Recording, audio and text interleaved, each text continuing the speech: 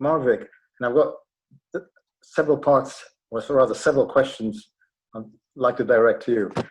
Talking to hotel managers, one of their recurring beefs is that the authorities take too long in approving work permits for non-EU nationals.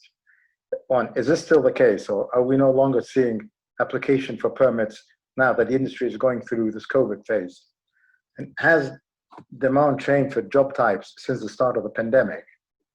And then finally, one of our listeners emailed me this morning asking this question, and I quote, "Unfortunately, we do have foreign workers that are not able to speak basic English to communicate with customers and staff. Should we oblige individuals applying for a job permit to enroll in an English language course?" So, good afternoon to all. Let's start with the first questions with regards to the EU nationalism.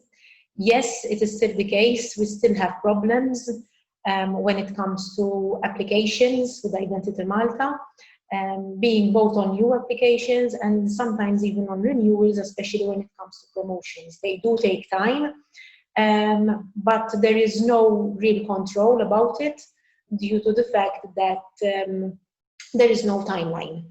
Sometimes you actually do the renewal of one employee, and his ID card or her ID card, you will be receiving it with a couple of days, and sometimes it takes even months. There is no actual guidance. With regards to if we are seeing other applications, yes, as well, even though at the moment, due to the COVID, it's quite standstill. And we can say that we didn't terminate any employees, so we are proud of that.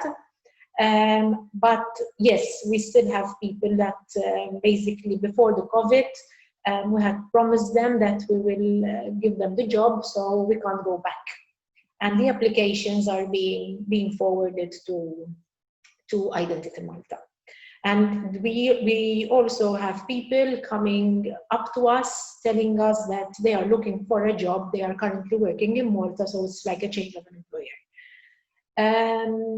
With regards to the job types, we do have a couple, but obviously it's not that many. Now, with regards to the English language, as we all know, English is quite international. It's spoken everywhere, worldwide. It is useful. It is very important, especially for us, for our industry, that people who are employed knows how to speak English. And yes, we do have the problem that sometimes they don't know how to talk or how to read the English language. There are courses that sometimes even our employees, we do help them out, and I think it must be a requirement from all the employers that they must know how to at least talk. At the moment, it's not a requirement that they speak English or have a knowledge of English. It is not a requirement by Identity Malta, but it can be a requirement from the company. For example, our company, it's a requirement that they have to speak the English language. Okay. So for us, it's very important. I cannot send a cleaner working in a hotel and she doesn't understand anything. Because if a client speaks to our cleaner and she asks for certain things, she has to understand and or she needs to answer accordingly. Marvic, this pandemic has destroyed what we considered normal on so many levels and is forcing us to think out of the box. Maybe this is a good thing and we can begin to look at things from a different perspective and angles. What changes, if any, have you had to introduce? As I said before, we did keep all our employees in the workforce. So it was quite a rather challenge for us during the COVID. We had people working from the office, people working from home. So we did try and face the day-to-day problems.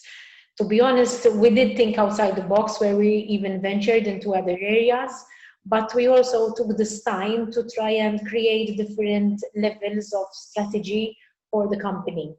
We have even introduced more training for our employees so that hopefully when the company is back on its feet and the hotel industry and we're back into force, we will have even all our employees trained.